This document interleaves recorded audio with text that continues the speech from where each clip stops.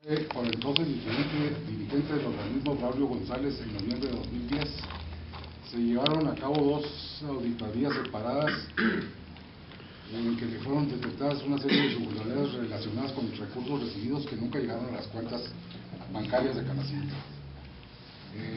Aquí en esto, de lo que hemos estado revisando, que nos ha llevado mucho tiempo, encontramos recibos y documentos contables que faltan.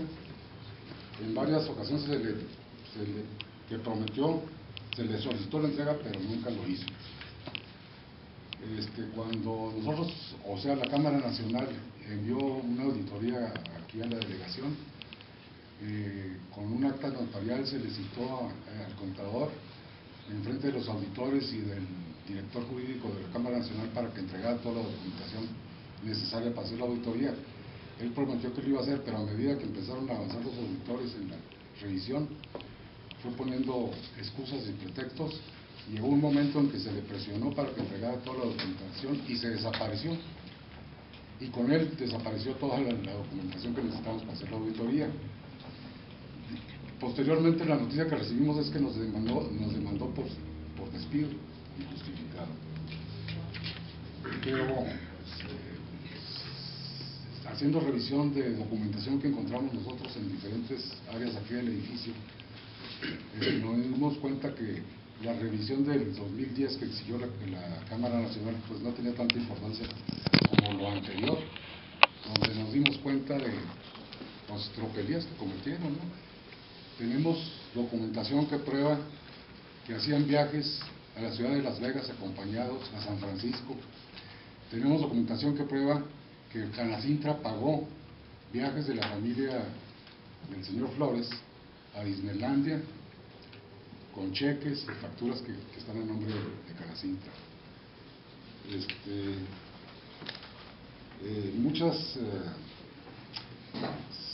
Se verificó la existencia en el expediente de depósitos de Canacintra de varios cheques con denominaciones de entre 2,000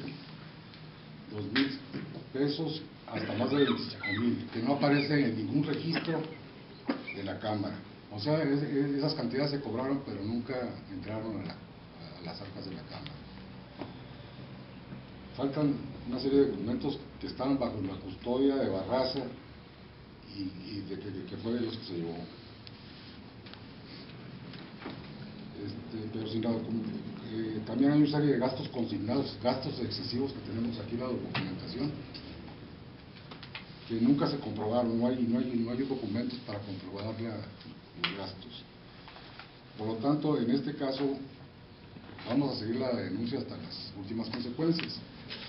Pero sucede otra cosa, que cuando nosotros estamos haciendo todas estas revisiones, todo eso, Inmobiliaria del Bajío, que es propiedad de Gabriel Flores Miramontes, presentó una demanda contra la Cámara por la cantidad de 2,745,000 pesos, con 3 documentos, ¿verdad? ¿Qué documento nos presentó la demanda, se la ganamos, porque la demanda es de Inmobiliaria contra Canacintra, demandando esa cantidad, pero resulta que Inmobiliaria ya le había endosado esos documentos a otra persona. Entonces, por supuesto, les ganamos el juicio y presentaron ellos la demanda en el juzgado quinto de distrito, que es un tribunal o un juzgado federal, siendo que normalmente esas demandas se hacen en tribunales del Estado. En resumidas cuentas, esa demanda la perdieron y el juzgado dictó la sentencia absolviendo a la Canacintra de esas cantidades y condenando al pago de costos del juicio. ¿Cómo se llama la inmobiliaria, perdón? Inmobiliaria del Bajío. ¿Y por qué fue la demanda? Un ejecutivo mercantil. Porque supuestamente Canacintra firmó unos pagarés a nombre de Inmobiliaria del Bajío, que los firmó Braulio Velázquez, que era el anterior presidente. Pero la demanda que ellos hicieron, por lo que no prosperó, fue que lo hicieron a nombre de Inmobiliaria del Bajío, siendo que los documentos ya están endosados a nombre de otra persona. Entonces ganamos la demanda. A los pocos días nos presentan otra demanda en el mismo juzgado quinto distrito, ya corrigiendo eso. Ahora la demanda es al que le endosaron los documentos, demanda a Canacintra por la misma cantidad. Pero aquí es donde encontramos una anomalía muy grande. Comprobamos que las firmas de los documentos eran falsificadas. Entonces, esa demanda la volvieron a perder.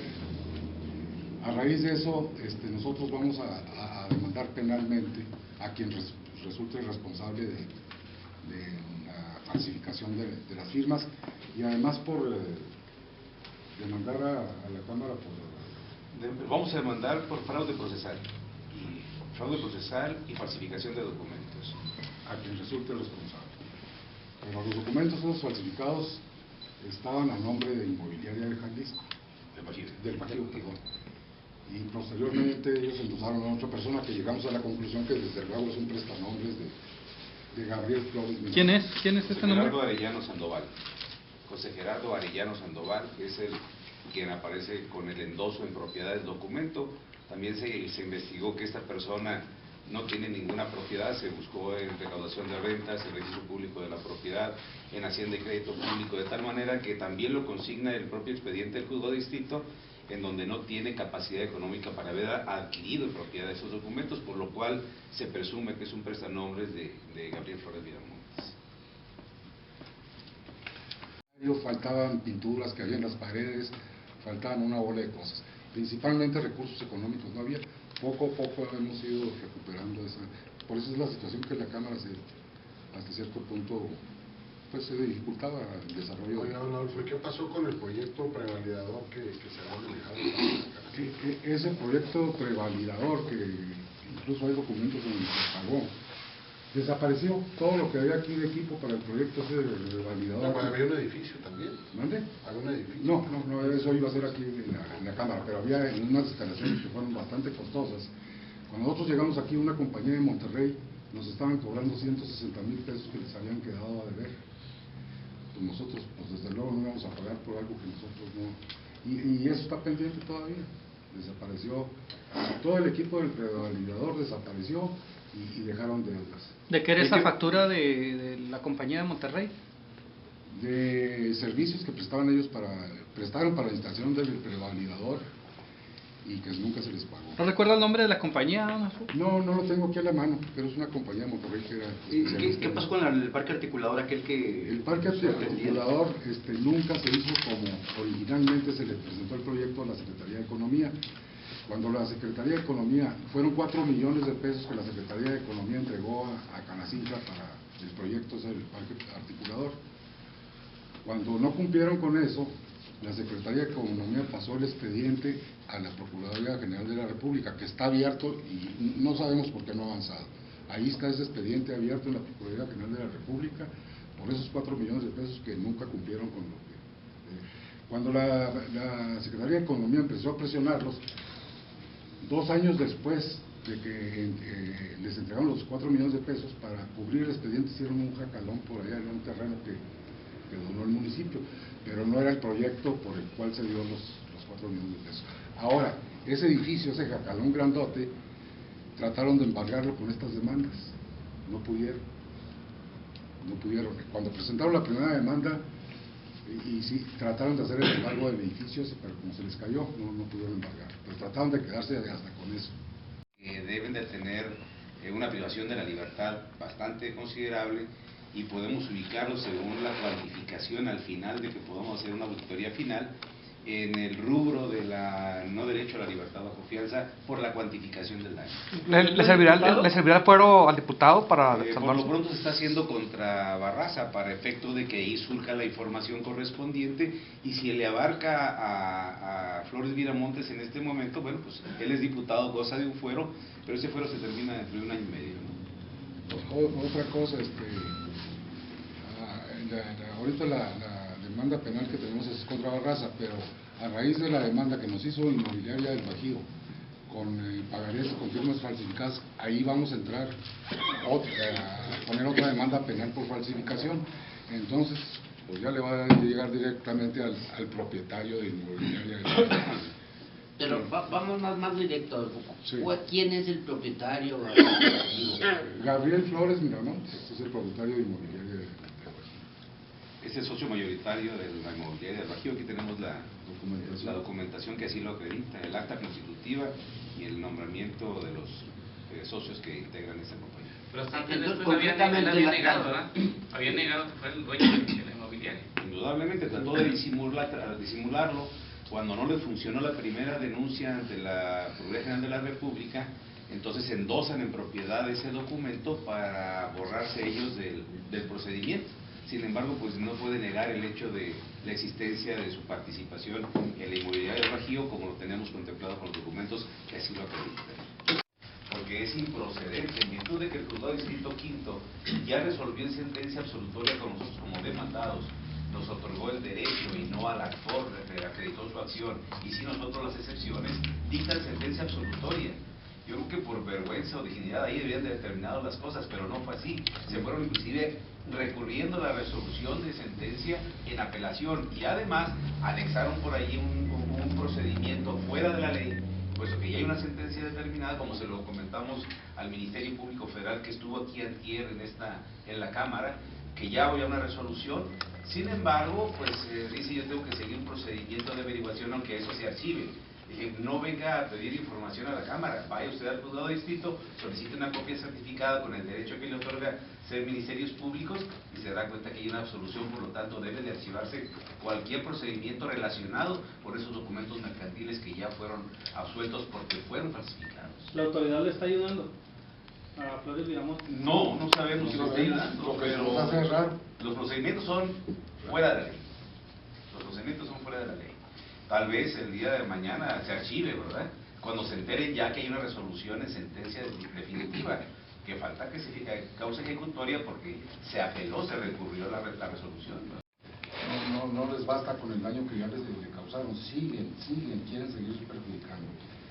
Cuando nosotros llegamos aquí, el edificio de la Cámara está embargado por el Seguro Social, porque nunca se pagaron cuotas. Tuvimos que hacer un convenio con el Seguro y estar pagando nosotros mensualmente los adeudos anteriores. Y así como eso, que están otras instancias también del gobierno. Nunca se pagaron Seguro Social ni nada de nada. ¿Desde cuándo están esos atrasos con el seguro? Cuando nosotros entramos, por ejemplo, el Seguro Social, pues tenía atrasos de 3 años que no se pagaban cuotas. Y el edificio estaba embargado, el edificio de la Cámara, por el Seguro Social. Hicimos un convenio, lo rescatamos y estamos pagando los adeudos anteriores. Bueno, antes de que te conteste la pregunta, licenciado Lucero, quiero hacer la aclaración de que nosotros estamos haciendo esto defendiendo el organismo. La cosa política no nos interesa, no tenemos ninguna liga. Esto es un asunto del organismo que fue perjudicado por estas personas y que nosotros estamos tratando de resarcir esos daños que han hecho, y además de que siguen tratando de perjudicar. Absolutamente ninguna liga con cosa política nosotros. ¿Cuál era la pregunta? Sí, que si se puede avanzar, ¿verdad? Digo, por las implicaciones de la gente que está vinculada a la política. Yo creo que los resultados van a dar la respuesta correspondiente, la resolución, inclusive el propio Código del Gobierno del Estado lo practicará en sí la institución cuando resulte la responsabilidad, para ver la ley de responsabilidades de funcionarios públicos, inclusive, que puede ser procedimiento de desafuero, pero eso no es función de nosotros de la Cámara. Aquí cuando se cometieron las irregularidades, ninguno tenía ninguna posición de carácter ni funcionario ni en el Poder Legislativo, simplemente fueron personas de la Cámara que la perjudicaron en las condiciones que se le está dando a conocer. ¿Quién puede pedir el desafuero? El desafuero puede pedirlo cualquier persona que se sienta afectada con la acción de algún funcionario público y el delito que se haya cometido sea tan grave que así lo amerite. En este caso la Cámara lo solicitará. Vamos primero a presentar las demandas. Si las demandas son favorables, pues ya veremos qué procede. Pedimos